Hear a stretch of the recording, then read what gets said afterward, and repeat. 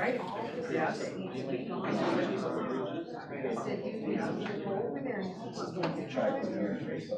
pack up that stuff, put it in a storage area, and you guys can Okay. Okay. Oh, well, just before our phones blow up. I think that'll happen. Thank you. Which you should say. Good, how are you? It keeps you pushing forward. How are you doing? And then even Part of me even thinks like, you just kind of Well, that's just like well, I know, and I still don't know. yeah, but that's what I'm saying.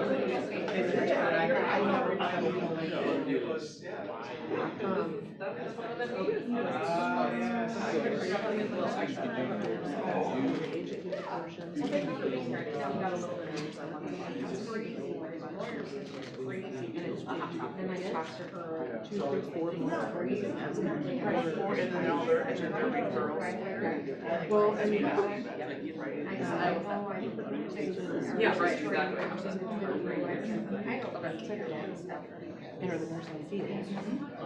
I don't think I really don't. I love that phase two. Oh, which one? Of the most expensive and the least expensive. Wasn't that weird? I like that. I was like, I thought right away when I saw that, I was like, that is such a cool. Just because it's like, it's just cool to one would think that the lower extent for the least one would be like really ghetto and trash. Yeah. But it was gorgeous. Yeah, it wasn't bad. So, but that was as of yesterday, the most expensive. I really like that idea.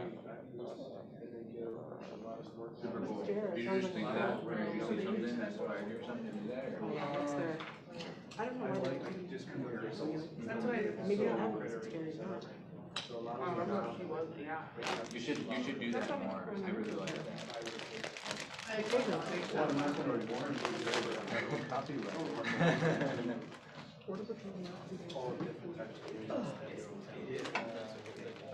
They're actually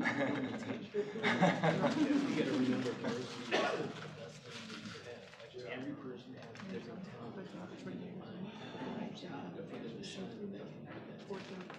Not everyone's going to be because you're dropping them off at BC. Yeah.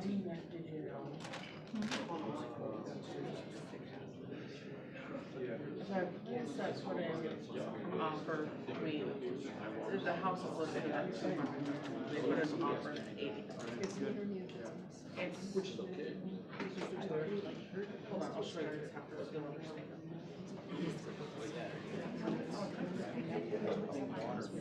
Yes, let me grab one for you.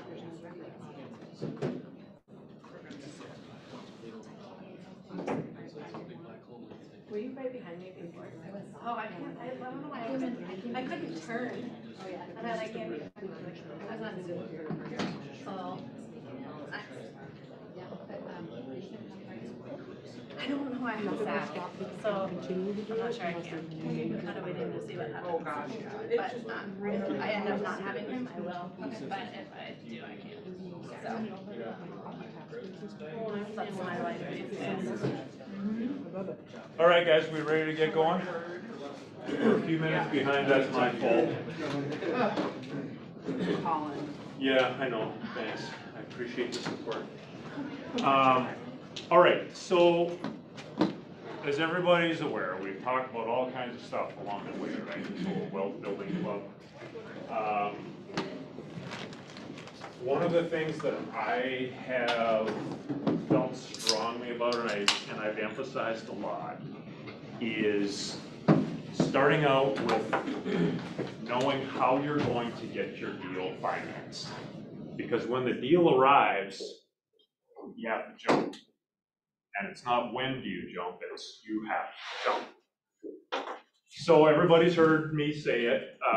Probably the most important thing is to have your ducks in a row, be ready to roll.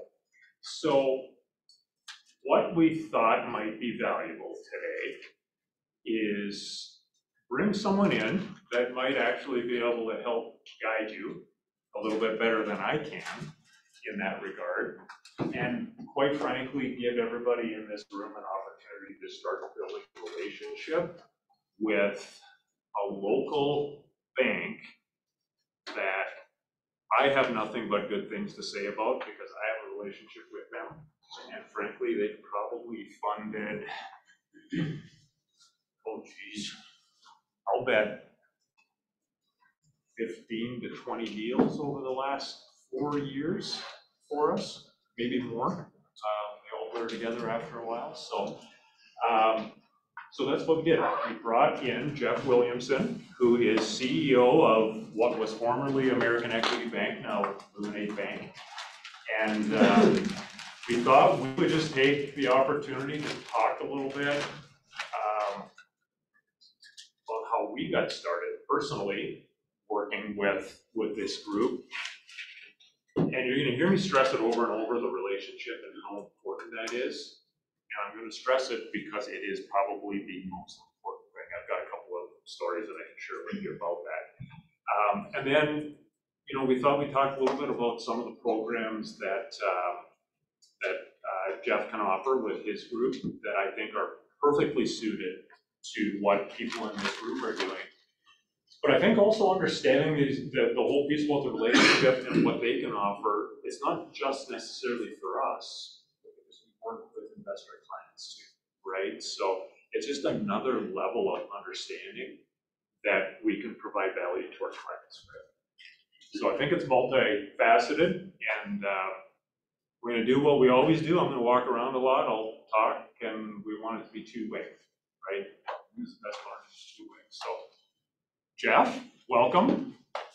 Nice to be here. Nice to meet you all.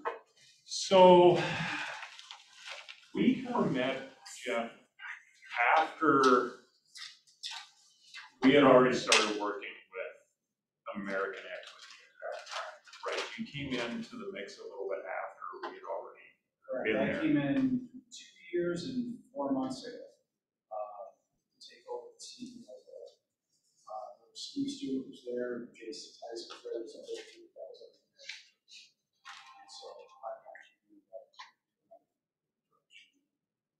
Yeah, so maybe a little bit of background, your background in banking. Don't go too long. You've got a little bit more gray hair than me, so you've probably been around a little bit, but maybe some high points. yeah, high points. I actually started in the 90s as a new construction lender for a company that didn't used to be a square word, but is now Countrywide Home Loans, the national builder division of Countrywide.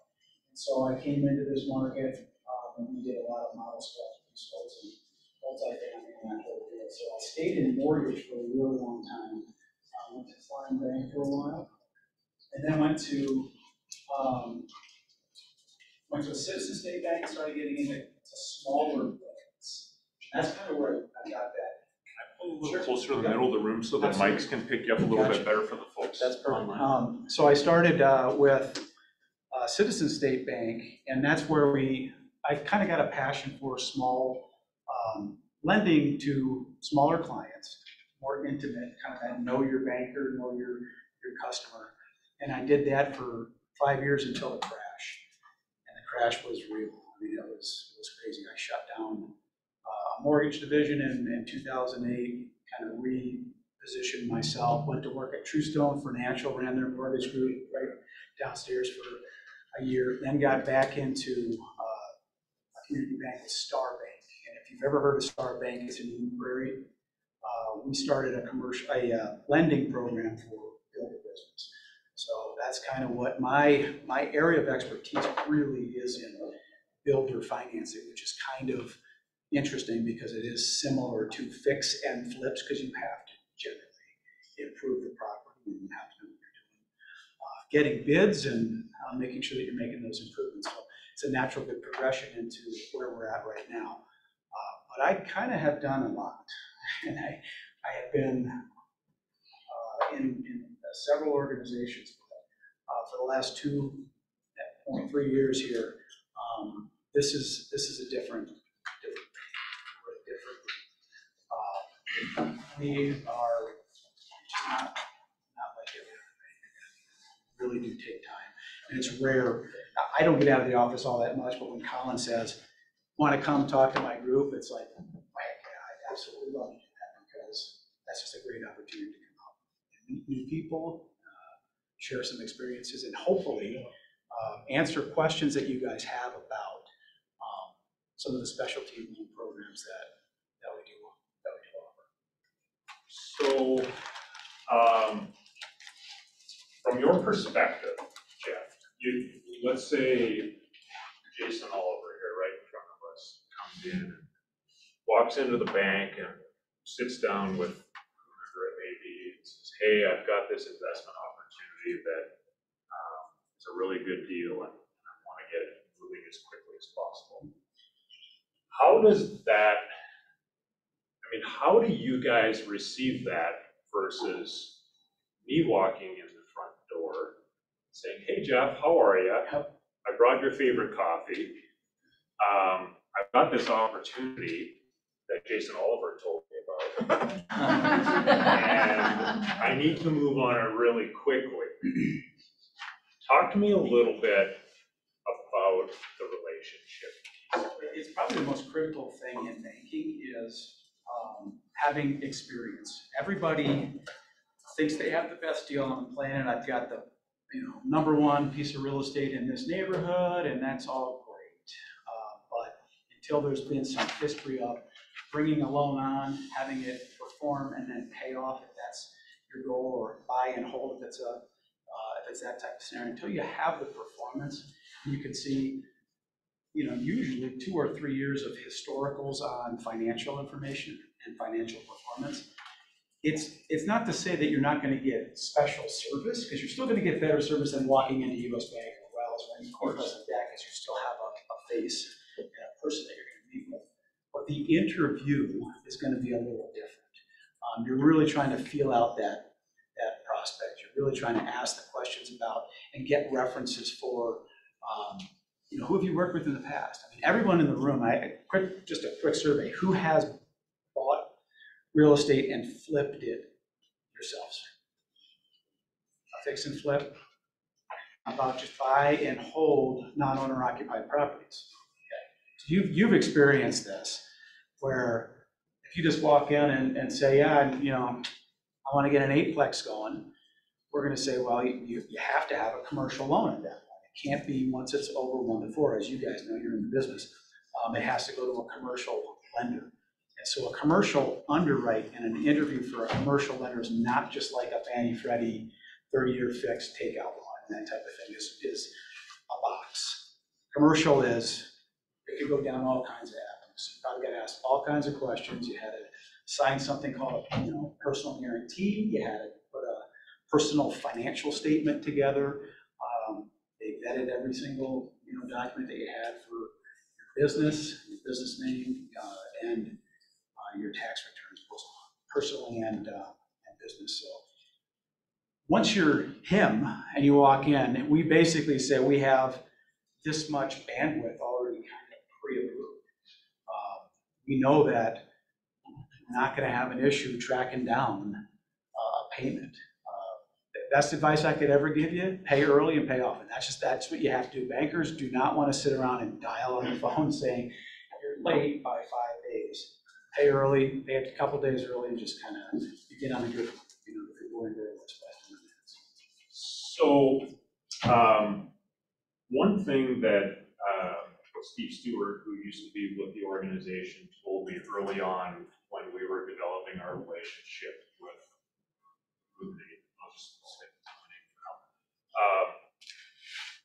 He said to me, we had a conversation, and he was working on a loan for something on the East Coast. And I said, wow, tell me about that. He said, well, it's really hard. He said, here's the difference, Colin. He said, I know you. I've met your wife. Uh-oh. Yeah, that's what I said. But he was okay after that. He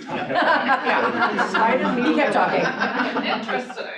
He said, I know your business partners. I know what you guys are aiming to do, and I know your track record thus far. He said, working with you guys is easy because now I just have to look at the deal and does it make sense or not. Or or how much can we do with that particular deal? So I know it sounds like I'm preaching this, but make it easy on yourselves and start talking to these people way before you're ready to do anything. And you mentioned the personal financial statement, Jeff. Maybe what would be good is if we could get a copy of just a blank one for your organization that we can send out to the group. You guys can just fill it in, put it together. Because that's Every frankly, bank that's is part- gonna require. They're required. Every You're single going to bank need you it. work with. You will need it, absolutely.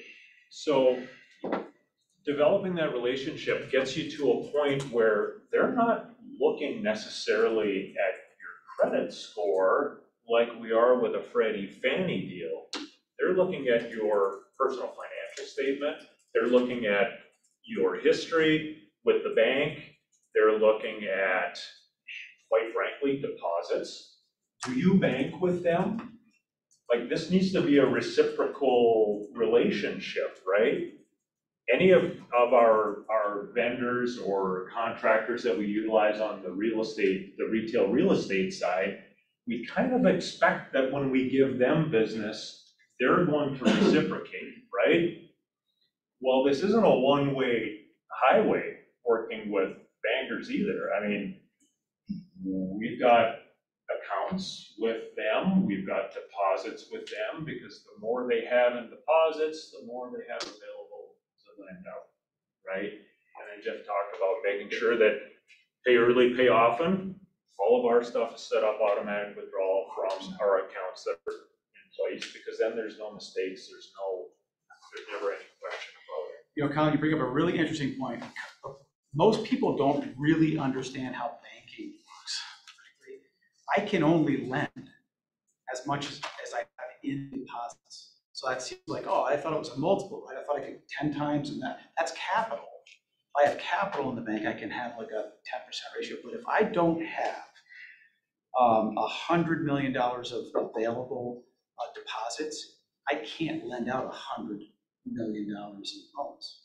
It needs to be around that 1-to-1 ratio. So there's a natural governor that's put on every single community bank, and that is how much deposits do you have. So we can't outgrow too fast, because we don't have, regulatorily, we are kept in that range. So right now we have a roughly around 100% loan to deposit ratio. That's great, because every deposit you have is working for you, because the loan is the only way the bank's going to really make interest income, and fee income is on the origination fee side. But if we can't get 20 more million, and we know we have 20 million in funding, we have to go out and borrow money to shore up that gap, and it just doesn't make sense. So your depository relationship is almost as important as your lending relationship. That took a while for me to even understand. I mean, it totally makes sense, but until you're really living it, you don't really think about it. I got everything at Wells Fargo. I got everything at US Bank. They're on every corner. That's just easier for me. That's true. It may be, but based on the technological advances that have taken place, have you ever really had an issue with Lisa not returning a phone call? Or No. with anything? No. It's actually, sometimes I think like my name pops up and they're like, oh, sure. So I don't need comments on that. I said it's not just me, so that was all. Yeah, I mean, I'm working through whatever happens to be the new platform that was rolled out, the new online banking platform. And of course, I can't make stuff work, and I'm trying to do 14 things at once. So I pick up the phone and I call Lisa and I say, "Hi, Lisa, it's Colin." And it's not Colin Manson 10553751. It's Colin, right? So I mean it's just different, right? So what did it look like when we started to develop our relationship with your institution, Jeff? We basically sat down and said, guys, this is what we're looking to do. This is our long-term goal. This is what we're looking to do. This is how much we're looking to do on an annual basis. filled out all the financial statements, we got all the documentation they needed. You guys analyzed it, said, okay, this all makes sense, we like what we see from you guys, what you're looking to do fits exactly with what our model is, this is what we want to cater to. And at that time, we were basically told, we have X number of dollars available to you guys to do deals. So as I came across deals, I knew I had X number of dollars available to me to get those deals done. So the specific program that we started utilizing, because a lot of what we were buying was stuff that was in rough shape, it needed to be rehab, and it wasn't just the paint carpet stuff. It was like 50, 60, 100 grand worth of work. So we were utilizing a program that allowed us to put down 15% on the purchase price, and then 15% on the rehab cost. And the bank took care of the rest. And that was a 1-year interest-only loan that we had on that money.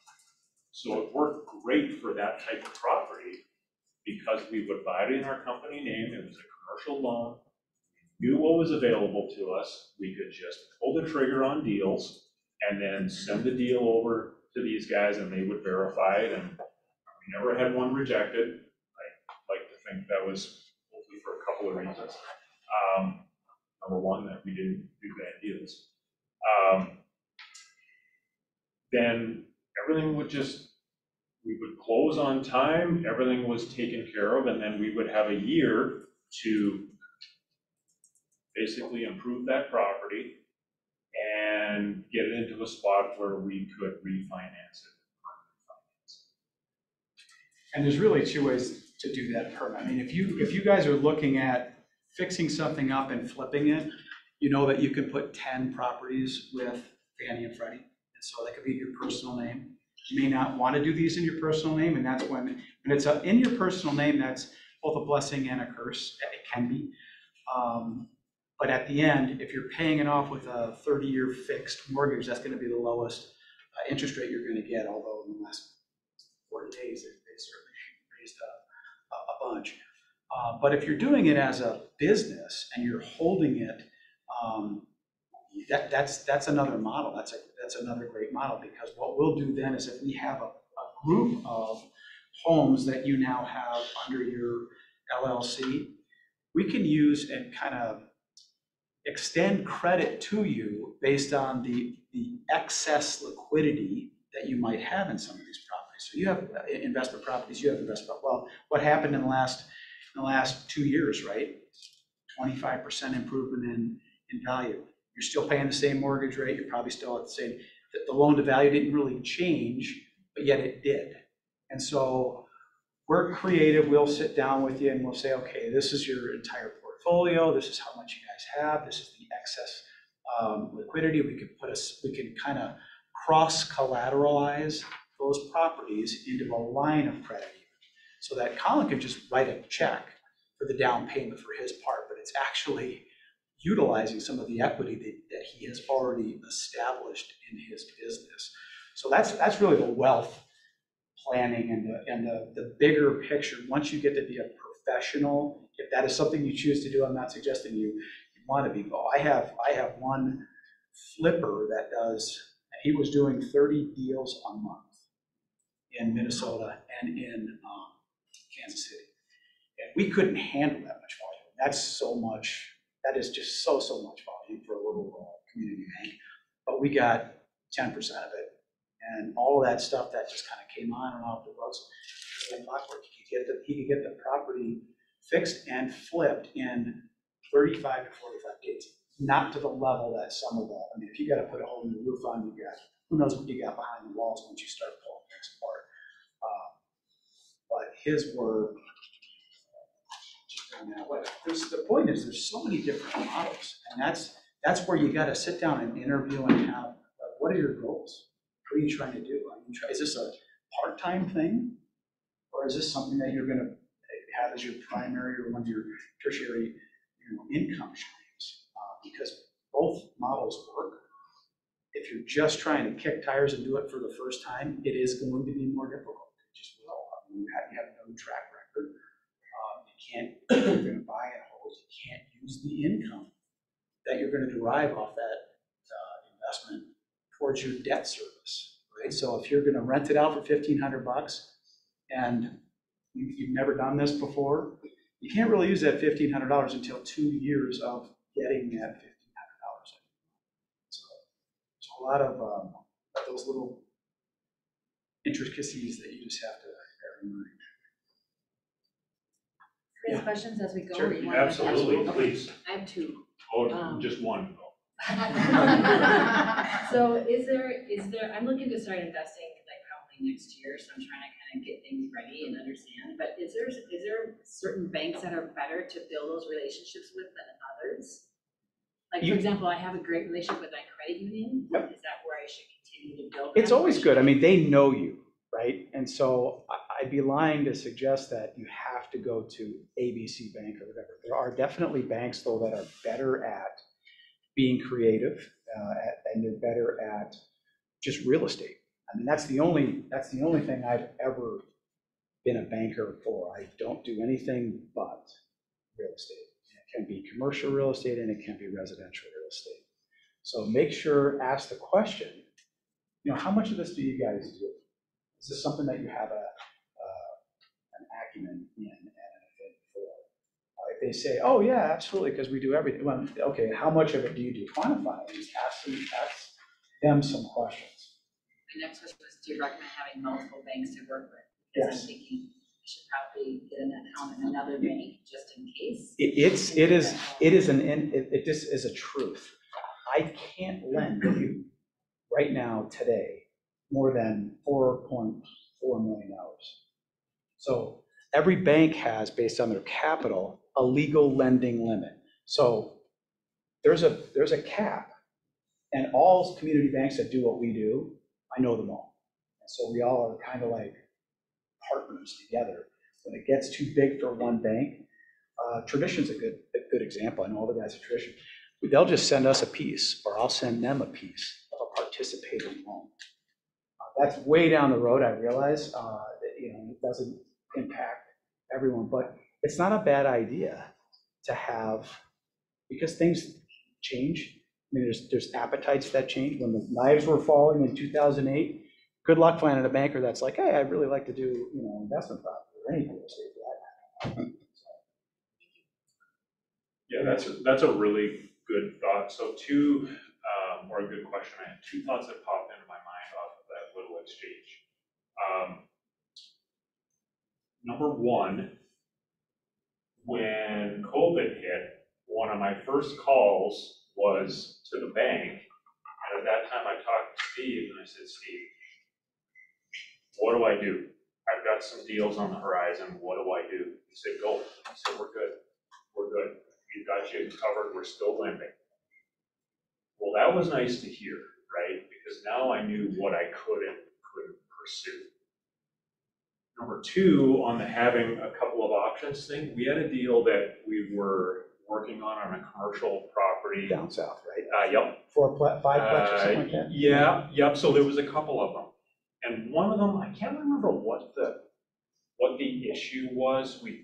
It wasn't working. We couldn't get the numbers to work out. And we felt strongly that the pricing was right on it, and we just couldn't make it work. And the first thing these guys said was, well, why don't we try this bank over here, because they previously had some interest in that particular property. So that's what we did, and obviously you guys didn't get the loan on that one. But I certainly have probably a better relationship, because I know my banker said, well, it's not gonna work for us, but I think it's gonna work over here because they know the property better than we do, or whatever the case is. And we got it done. And I still think it was a really, really good deal. But you can't count the income. So if you're gonna buy a fourplex. You have, on a commercial property, I'm looking at debt service. So you're like residential speak is DTI, right? We all know the front ratio or back ratio, that whole thing. On a Fannie Freddie deal, if you've never owned investment property before, they're going to say, we need to use, a real conservative approach, and they may not give you the 75% of the rents, basically, is what they would do. They won't do that for a couple of years. We generally just say, if you can debt service the debt, meaning you're going to take on a monthly obligation of $2,000, just say for it, and you've got other assets, you have other income streams, you have the ability to service that debt. I don't need to make sure that you've done this, non-owner occupied or fix and flip for 2 years, because you've got a secondary source of payment. It's just a different world. It's so black and white on Fannie and Freddie, and it's just an enigma. You just have to work with what you have, and we'll ask questions, and you might have to pledge something differently to shore up the loan to value deficiency once we got an appraisal back and it says, you know what, it's not worth what you think it is. Now, you might put the brakes on, and if you still want to go forward, we might say, okay, what could we cross collateralize to make the deal still work for us? Most banks don't want to work hard, so they're not going to probably do a lot of that. That's where that relationship really, it shows in spades when your banker is really trying to get every deal for you, whether it's with me or whether it's with another bank. It's important that it's a partnership, and we want to see Colin be successful and go well. So. Well, and it's nice to have the person or the entity that's lending the money. It's always good. It makes you feel more confident in your deal when they're putting their eyes on it and saying, yes, go, that's a good deal.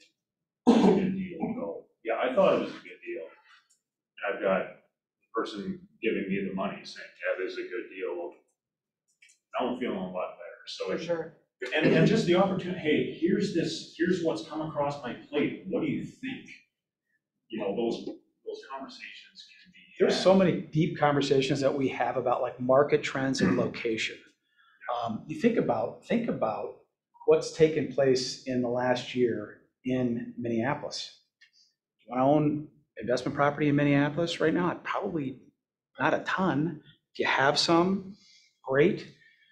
Increase the rents right now because you're going to have a cap on it at 3% at some point in the not too distant future. So sometimes the political climate that is in play for specific times is some of the discussions that we'll just have. And our goal is to make sure that we're both informed and educated and understand the risks that are associated with, in Colin's situation, all of his, homes. In our situation, it's that collateral, but also the overall well-being of Colin's business in the environment that we're currently in. And that is always changing. It just is. So the more quarterly meetings that we sit and talk and just dream about what's next, really the better. Questions so far? What about buying properties outside of limits? Great question. For the most part, we really our bank prefers the 7-county metro area in general.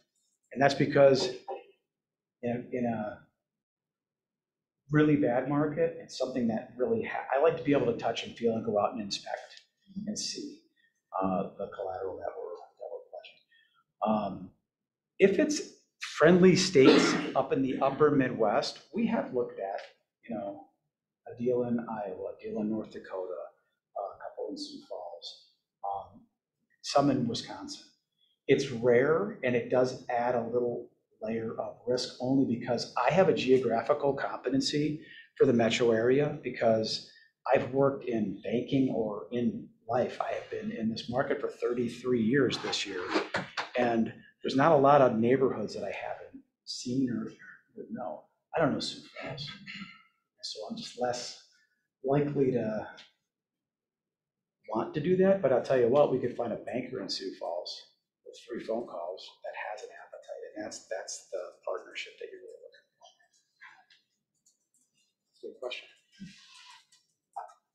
What else? What are the interest rates like for commercial? Yeah, it's changing, right? Because they're going up for residential, so. Yeah, huge in residential. We haven't taken a huge bump on the commercial side. But we have slowed down, if I'm being honest, just with new, because we're kind of full with, all of until we get deposits, we're kind of bumping up against our maximum. Rates have been traditionally at like just roughly a 5%, number. In this market, they're probably going to be going up a little bit. Steve used to price, I price a lot off prime, which that's only gone up a quarter, right? So it's not like the end of the world that it went up a quarter. That's nothing. Commercial lenders sometimes will say, okay, it's going to be off the new LIBOR, type, whatever the average prime off rate is, and a margin with a floor. So they'll say the floor might still be 495 or 525. So it can go up. And it often does. And the other thing that's a really salient point is commercial loans on non-owner occupied properties have a finite period of time. It's a balloon type of a loan. It doesn't just go on for 30 years. You could amortize it on a 20 or a 25-year AM. I think most years are probably on. I think we're on 20s on most of our stuff. And that's good. I mean, most people are, oh my heavens, I'm paying more, but you're owning it quicker. I mean, is your end goal, is your business model to be debt-free? Well, it doesn't do you any good to take out a 30-year amortization and be debt-free, where Colin's going to have so much more ownership in all of those properties. Now he's got another chip he could play to pledge those for a line that we could put for expansion on new. So you could actually almost self-fund your own deals doing that. But rates are going up. There's just no ifs, ands, or buts about it. And fees are, roughly speaking, on a fix and flip, it's a 1-point origination. There's a processing fee of generally $300 and change. And then all title work, appraisal, everything is passed through. So there's no like upcharging. You can't do that, but there's no upcharging for any of that. I think the other thing that's important, and Jeff alluded to it a little bit, is for Jeff to understand what my end game is, he can better advise me about how to get there. And the reason I say that is and I'm going to tell another story, there's a pocket in my mind too. We talked about, the whole single family thing or townhomes or whatever, the 1 to 4 unit scenario.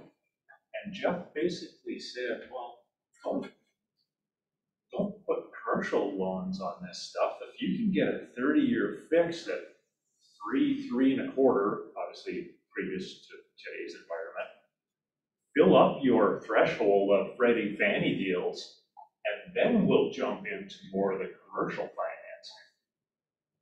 Because then you can't get any more Freddie Fannie deals anyways, right? Everybody knows that 10 is your max. So Per person. Per person. Yep. So, when you look at it that way, okay, well, if we're going to acquire X number per year, whatever that is, 1.5 a property per year, you're going to get 1 every 2 years. At least you know what your horizon is to fill up that bucket until it overflows, and you have to go find a new path. But I think what you'll find is if you are investing pretty heavily along the way, something commercial is going to pop up. It's inevitable and we've got some other professional buy and hold non-owner occupied people that they'll do the 10, and then they'll come to me and they'll say, here's a portfolio of 8 loans. What do you think? And I'll look at them and I'll go, great loan to values. They're all with Fannie right now. You're getting a much better rate, but I'll take this entire pool of 8 properties and I'll put that, you got to change everything to your LLC, quitclaim deed, everything's now in your LLC, and we'll put those into a pool of commercial now, non-owner occupied properties. Now what I just did is I freed you up to buy 8 more properties. And so that's what the real hardcore pros do. They always leverage the first 3 years that they can get with Fannie and Freddie, because that's when they're stabilizing the property and they're trying to get their lowest cost. And once it's stabilized and they've got a really good renter in there, whatever the case is, it's an earning asset that has a track record. And so my bank, I look at it and I go, I would love those 8 properties, that's sitting over here. Again, don't get it has to still fit within that $4.5 million max. So I can only do that a certain amount of times. But if I have a big enough pool of those, I can participate them out to another bank now. I can say, here's a $20 million grouping of non-owner occupied properties. Bank A takes 5 million, Bank B takes 5 million, Bank C takes 5 million. I hold, up to 5 million if that's our new legal lending limit, and everyone's happy. But that's the creative part that you just, once I know what your game plan is and your role is. I had one person came in last year and she was going to buy up everything in Minneapolis. And then what happened in Minneapolis, she has liquidated her Minneapolis properties and now she's buying in Wisconsin, in Milwaukee, much better market. Doesn't have the same situation. So she's reading the tea leaves herself and is a very smart, intelligent individual. But I didn't disagree with anything that she said. Her rationale for wanting to change her business model made absolute sense. She kept everything that was outstate in rural Minnesota and sold the Minneapolis stuff. And she sold it quick because right now, a lot of people don't know what the future really is in that particular city. But your first loss is your best loss. Get in, get out quick, and move on, and stay within your game plan is the way that I would recommend going. It's a little outside of my wheelhouse, so sorry if the questions are kind of dumb, but like back to your example of the 8. If you have 8 rental properties and you wanted to switch those over to commercial so that you could go get 8 to 10 more traditional financing, what's the new amortization like that? It's generally 20 is what you would like. So that is, you're giving up, your cash flow is going to be, it's not improving. You're going to be paying more each month. But again, you're paying off that entire loan in 20 years if you have a 20-year amortization, hence the term, right? So you're owning those properties, and now you have a different chip that you can play, equity. And so the the guys that have been doing this and own, there's a guy I know that owns 650 properties. They happen to be in North Minneapolis. Is his name Bill Gates? he has 600 properties, but he owns 85% of them free and clear. And so he can pledge 20 properties and get a line for whatever he wants, and he's going to always beat you out because he's got a cash offer. And so that's the guys. Those are the groups that are like, if you know that they're involved, you might win. And sometimes these guys are buying them and then flipping them to you at the close. That's another thing that we see a lot of. They're going to take $30,000 for a day's work. And the market was able to facilitate that. Now, as a banker, I don't like to see that. I want you to get the property $30,000 cheaper, so I don't have as much to worry about on the loan to value. But And the 4.5 million limit, is that per person, per married couple, per LLC? It's per guarantor. So if you're involved in any loan at all, so if I have 3 different LLCs and I'm guaranteeing all the loans that I have there, it's a cumulative amount of my individual guarantee. So that's an important thing, because a lot of gals will come in and be like, hey, I want to take out another $4 million, and we'll look and we have 4 loans in. Well, that's a different company, but you're personally guaranteed. You can't lend more than that to any one individual. But marital interest doesn't really have, is there strategy to that if you own some rental properties A lot of with people your do that. spouse, that maybe you change it to be individually? Correct. But then does marital interest play into that on the guarantor side? It should. It should, but does it? It is. if you're asking me would I have a conversation about it, the answer is yes. If it's legally permissible, that might be a different answer, but a lot of times you don't know. But that's why you get that's why you're getting the personal financial statement. Because if you're filling out a personal financial statement correctly, I should know all your income sources and all your debt, all your revenues.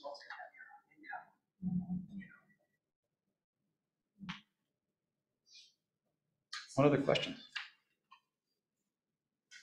So as a newer investor, what would be the major pitfall? What's the big, like, oh, I wish I would have known that?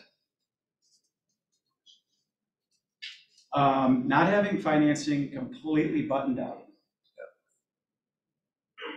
Obviously, buying right is always going to be the best thing.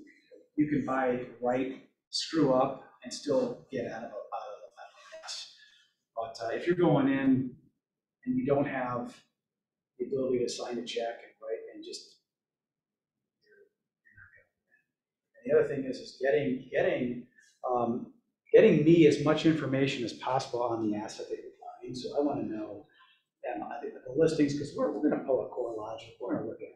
What is this thing really? What's the historical, ownership been on that property? And if it was $185,000 2 years ago, and now it's $365,000, and there really is nothing different, there's going to be questions. You would want to know that too, and we'll talk. You would know that because you're in the business. I mean, the best people for buying this type of property are the folks that are in this room right now, because you're not an accountant sitting at some CPA firm that's just like, hey, I'm going to buy investment property. That sounds like a great idea. You guys are in this every day. You buy and sell and see property, and you've got friends in the industry. You could pick up the phone and say, what's that neighborhood really like to drive by? This is what you do. So most of the really good investors are in your realm. This is what most of them do. It is kind of fun when your banker calls you up and says, how the hell did you get that? Yeah. And that's because That's a your fun network, call. right? If you guys, buying right is the number one, that's the golden rule. If you got grandma and grandpa moving out of their house and you guys hear about it and that seems like a good neighborhood, probably a little bit undervalued, and they're just looking for a cash offer, having your ducks in a row with me where you could just come in and write a check is going to, stave off the buy ugly houses guys and the national, deal. And some of the real estate agents that are like, well, we'll guarantee your home's going to sell. We'll buy it if it doesn't. It's like, okay, that can work. Are you getting the best deal? Here's a question. Have you ever gone out to look at a property before you've approved the loan? Always. Not always. I shouldn't say always, but I'm an old school trust and verify lender. I'll never start a construction project because Steve did all of this that we're talking about. I'm going to hire another lender that will do this. But my way of operating is I got to touch and feel it. I want to go out and see, because I may notice something that you just don't. And it, generally speaking, is the neighborhood. Have you seen this over here? There's a trailer house over there. And you're like, you're too emotional. And it's a business transaction for me. It probably is for you guys if it's not owner occupied. So getting some additional feedback is never bad. I have an investor that we're under contract and we have to meet the lender out of the property today. So I'm like, I've never had to do that before. Yeah, it's a good lender, actually. And that actually is a good sign. Okay. It's either someone has no idea what they're doing or someone that really knows what they're doing. And that's Right. why it really is. It's like someone that dumb that doesn't understand what the brick and mortar The looks like. president of the bank is like, oh, okay. Well, you think about the asset itself is on my books. If it's a Fannie or Freddie deal, do as many as you want. Do your 10, move on, because if that thing goes sideways, I'm not impacted whatsoever. The loan that we're giving you on these deals is an asset that I'm personally responsible for. I mean, it needs to be, I approved it.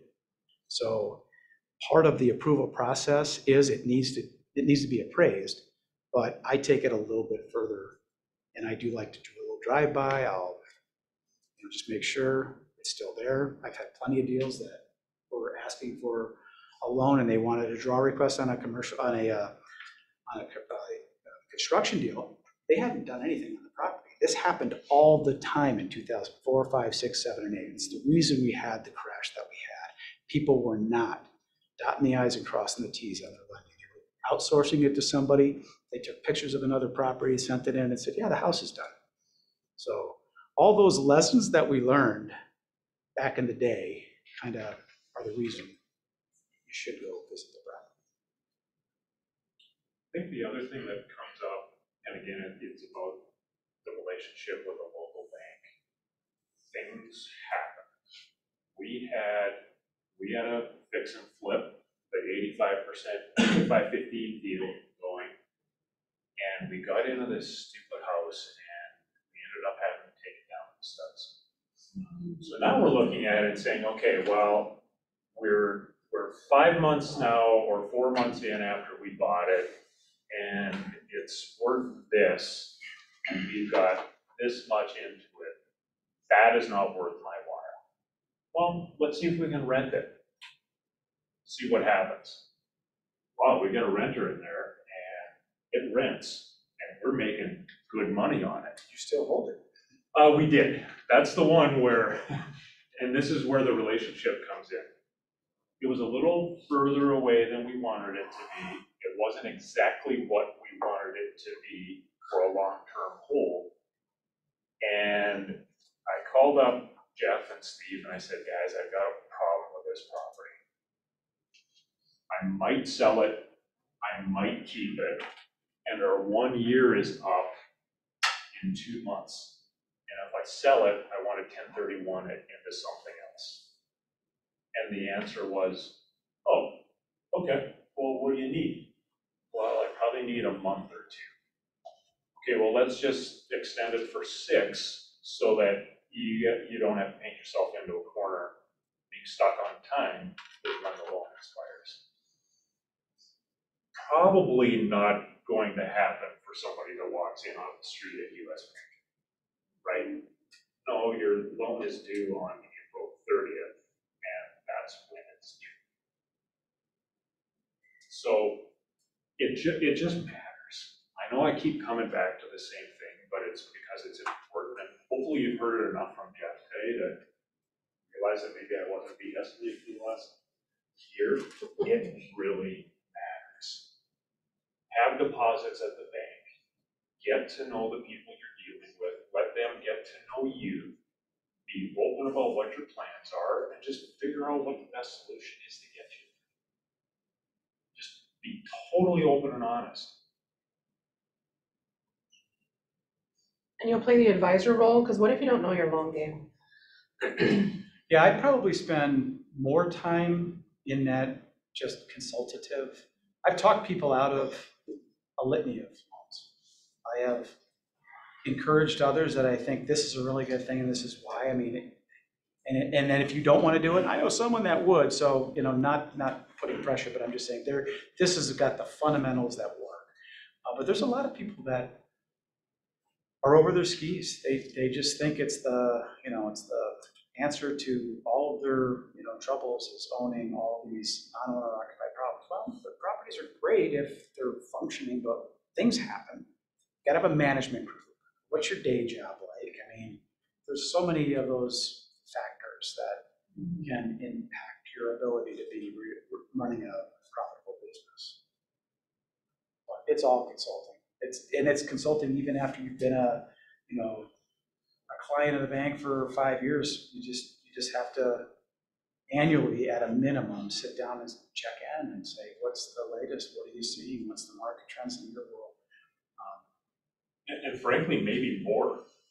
The more you get into it, maybe more, because you start, opportunities come your way, or like you said, what are your thoughts on this trend or what's going on? And you might have your eyes open to something that Because you don't know what you don't know. And then after you do it a few times, you're like, oh, wait, I could actually take this a lot further, or this direction, or go into bigger development, or so in the beginning, you don't know what you don't know.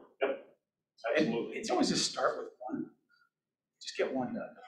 and go through the process. If you really, really, really want to do this professionally, it's going to be more than one. But you got to start somewhere. You got to go through the process. And if you don't have the fundamentals of, if you can't afford the debt load that you're bringing on as you live right now, then I would say that maybe it's not for you. If you're like, you know what, I could make this work if I never got a renter, if I didn't flip it for 8 months, because I have liquidity to weather a storm. And that's really the consultative things that I do. I say, well, you haven't ripped down the sheetrock to see what's behind the walls. You don't know until you don't know. You could have an $80,000 problem on your hands. Where are you going to get that money? Because coming back to the bank isn't going to be an option all the time. It's not going to be an option in that case probably ever. So we want to make sure that you have a secondary source of liquidity that you can tap into. The rainy day fund. So do you suggest doing the 10 first before you start going commercial, unless you're doing buy and flip? I would absolutely advise doing the 10 first. Yeah. It's an easier process for the most part, and it's the lowest cost of flip. Like you're running your business, you want to say, this is what it cost me, and this is what I get on my return. Well, if your rate's at 3, well, now it's probably 5%. So maybe the rate is, but you're going to get 30-year amortization, which is going to knock your payments lower. So it will be the lowest entry point from a cost perspective. What do you think the first kind of property, someone who's never bought like an investment property or anything, what do you think the first project someone should try and take on? What do you want to live in? Single family resident, townhome? I mean, your demographic. You guys Just want, personally? Yeah. I would like to just have a house. Yeah. Single family home. Yeah. I agree. I think if think about the market, what's the market for what it is that you're investing your time, energy, and talents and money into? I wouldn't buy a condo if it was my first one. That's just me. I don't know. I don't want to live in a condo. I don't want neighbors. But there's a market for it. And if I could buy, there's a guy that buys condos at $45,000 pop. That's a great place to be. Yeah. You can rent it out, and your condo association allows you to have certain rentals. But that's a finite amount. 10% at your max. Yeah. So I look at the location. I look at the asset class, single family, 1 to 4. Okay. And probably just one. Okay. And you're talking that would be to rent out to somebody? Yeah. The highest group of people, right, I would rather, if I was going to rent, be in a single family home in a nice neighborhood versus an 8 months. That's just me again. Would you rather do that over even a duplex? Duplex is an interesting, I see a lot of people make a lot of money in duplexes that do it the first time because they live in one side. Yeah. You live in half, and then you're really close to your asset, right? You're seeing their habits, and you're making sure they're taken care of. You're not banging on the walls and all that. So you're another guy that I work with in St. Paul lives in the neighborhood of all of the houses that he does. So he's got 12 right now. And I said, that's a great model because it's geographical competency. You know the neighborhood, and you're living there, which is proving to the person that you're renting to that you believe in the community. And if something goes amiss, you're able to come over, you're able to look at your property, and that's a great model. How long do you think, let's say someone buys a duplex, they're living in it, it's their first property let's just say it's their first property they ever bought. How long do you go until they try and buy another duplex or another property or something like that? It just depends on everyone's financial situation and your tolerance. I mean, some people can, in 6 months, say, I want to branch out. Maybe I'm going to now sell the half that I was living in. Yeah. And now I've got 2 sources of revenue coming in. Yeah. Every single deal is different. That's the beautiful thing about it, but that's also the mind-numbing thing because every deal is different. Right. And every person has a different set of tolerances for what they deem to be successful. Yeah. Cool. Have you heard of burn? Buy, rehab, Right. rent, Right? refinance, repeat. So, It's like a rinse and repeat. yeah. Yeah, that's what most of the people that I work with do that. And that really is the refinancing part Right, can that's where you be, pull that money back is where you out can pull it in, and yeah. do I it again. like the acronym. How long is it until you refi? Is there? Fannie and Freddie have, what is it, 6 months, I want to say, 6 months. In your personal name, whoever's going to refi it, it's gotta be in their name for 6 months. For commercial deals, it's, again, there's nothing so black and white that, I mean, if you did a ton of improvements, you put 300 grand into a property, but you bought it for 300, and I can connect the dots and go, well, it was 4 months, but you put, I have to get as much in it, so I don't need to wait 6 months for a commercial deal.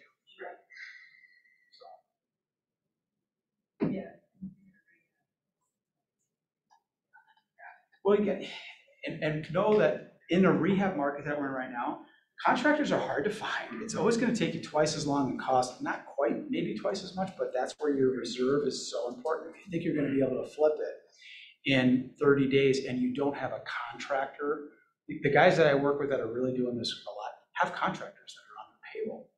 So shows up and he's like, yeah, I can get this thing done. And he goes, well, I only need 30 days on this. I'm like, yeah, it's lipstick. It really is all he's doing. He's putting new counters in, he's painting, he's got maybe resurfacing some driveway or two. That might be the most expensive thing. The roof's in good shape, the HVAC, everything looks good. It's just new shiny appliances. So he's got an appliance group that he just buys the same things from, like appliance markets. That's what he puts in. Yeah, and those are great deals if you can get them. Right, in this market, it's hard because you can sell the turd with the front door right now. Right. Right? So sometimes the real gems are the ones that need a whole lot of polish to get there. And we're not talking 30-day rehab. Those guys don't want those. I mean, the like hardcore flippers want to be in and out. Yep. If you're doing it as a business model and you're thinking, I want to put some of this in myself and get some sweat equity out of it because I'm a creative interior designer, whatever the case, that's what I want to do. One of my ladies that I work with is that. She's so incredibly talented with interior design.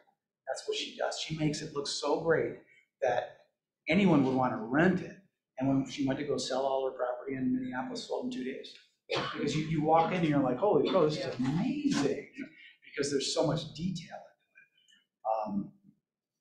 If you're sitting down by Hamlin University, in a big house and you got college kids sitting in there, you don't have to worry about it, flowers on the table. Yeah, I was just gonna say, and it's hard to do to find something like this, but ideally, if you're working with investors too, you're trying to find investments where there's already renters in it and that income's consistently there. That can kind of be the sell too. Obviously, if you find out their history, these guys have been great, they've been here 3 years, they pay on time. I mean, that tends to be, the goal, if you can find it, but versus like somebody that's not in it. Yeah, that can be a home run if you've got, again, based on location. But I'd always ask the question, why is that investor getting out? Right. So I'd ask you that question. Hey, what do you know about the neighborhood, or is it in Minneapolis? Are we going to have a 3% rent, control get put in there?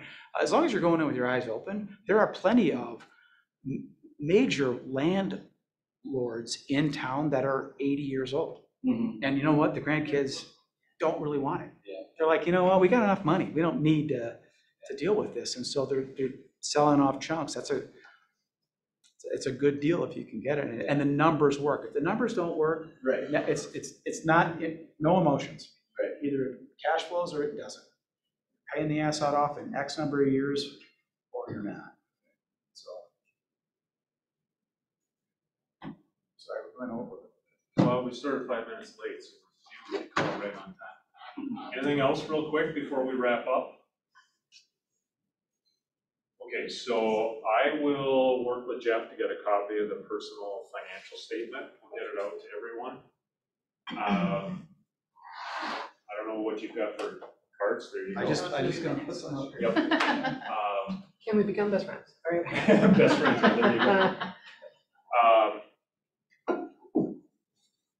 hopefully this was helpful. And like I said, or Olivia put in her email, I really do believe it's an opportunity to start building relationships. And the last comment I'll make is, I might not be the person that you're gonna be working with individually. I gotta backfill Steve. Steve was my right arm in this area. And so if you know any lenders that get it, and I mean that seriously, you gotta be a small banker that kind of gets it, connects the dots, doesn't just look at it and go, this will never get approved. Because it's easy to deny loans. I mean, if I just wanted to deny loans, I'd have the easiest time. The real trick is in structuring them correctly. So if you've got a banker, or you're getting someone out on a property and he seems like a pretty good banker, give him my name. I'd love to talk with him, because we really do need someone that understands real estate. I get it, but I'm not going to be able to spend as much time, but I will always be involved in structuring every deal because I approve them. So. All right, guys. Thank you.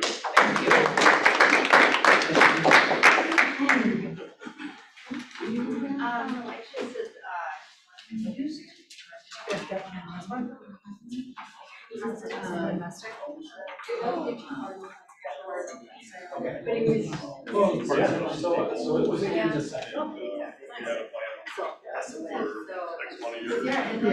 Good.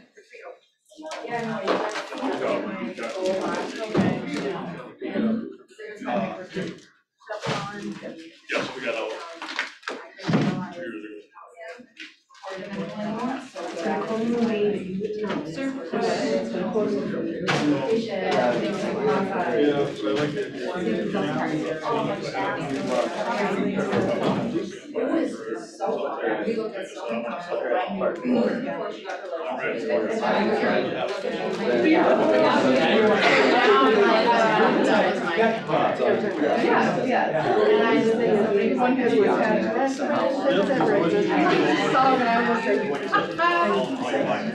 It is not for everybody, and that's, it is,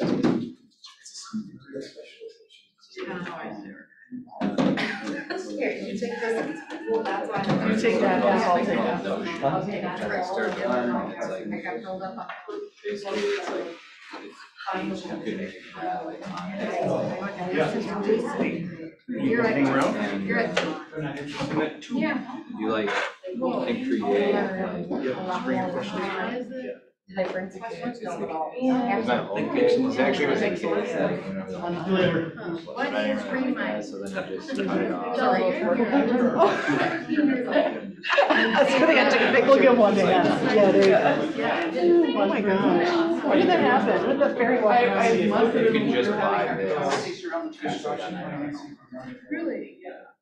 But this is super cool. I don't know if you learned it. I haven't learned any of it, and none of this is mine, but it kind of looked like Notion. It's so cool. So like, you can basically like, you make like a new page here, and then like you can put whatever you want on it. So like you can put a table, you can put a board, put a list, timeline, calendar, or you just like hit this backspace, or you like title it or something like that. You like literally just search and say, and it like gives you all these different options. So like my friend showed me this, and he has like every single thing in his freaking life in this. So like he's got a calendar, and then he's got like another one. He's got like a budget. The next one he's got you know, so that you can like put anything in here. And it's like if you wanted to add a new page, there's like templates you can use,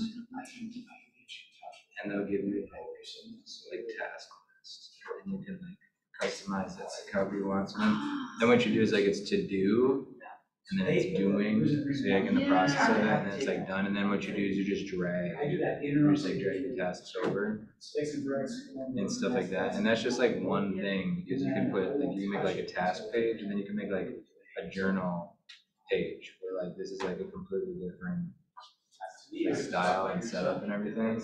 And it's like just for journaling, and then like you want to say like goals, and this is like different than the task, all this stuff. So I'm gonna try and really get into this like the next like week or two, and put like